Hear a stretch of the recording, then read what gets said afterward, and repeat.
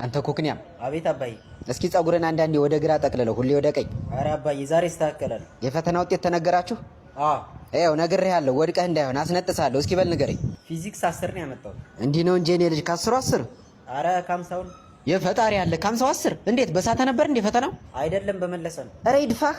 ያቶ ሞጋለ ልጅ አይተኸዋል? ፊዚክስን እንደ ውሃ የጠጣው። እንደ ውሃ ትቀልዳለህ እንዴ? እኔ አንዴ ያስኮረጅኩት 9 እኮ ነው ያመጣው። 9? ኧረ በልተኸው የለ እንዴ? በል እና ለምን ታዲያ አንዳንዴ እየሄድክ አታስጠናውም? በል እስኪ አስቤያለሁ፣ አልመቻችልኝ ብሎ እኮ ነው። ተው እንጂ አስበሃል ወይ ጉድ! ግም ለግም አለ ሰውየው። አየህ እውቀት የለህም እንጂ እኮ ሞራልህ ደስ ይለኛል። እሺ እንግሊዘኛስ? እንግሊዝ 14። ኧረ መድኃኒዓለም 14! ሁሉም ውጤት 10 ቤት ነው እንዴ? የቀበሌ ስም አደረገው እኮ ከ10 ውጭ የለህም? አለኝ ባዮሎጂ 20 ነው ያመጣው። ጎሽ ይሻላል። ከመቶ ማለት እርፍ አፈሪ አብላክ። ማነሽ አስካለች ብረት ምጣዱን አቀብኝ። አባዬ ምን ልታደርገኝ ነው? ሆረም ቀረም እኮ ተንጠልጥዬም ቢሆን ወደ 12ኛ አልፌያለሁ። አይዞህ ገና እኔ አንጠለጥልሃለሁ። አሁን አንተ ነህ የብሬን ፈተና የምታልፈው። ለመሆኑ ደረጃህ ስንት ሆነ?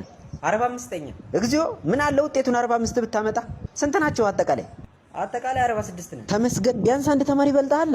ኧረ እባክህ ተባሮ ነው አልተፈተንም። ኧረ ነደድኩ ወገን። እሳት አደጋ ጠሩልኝ።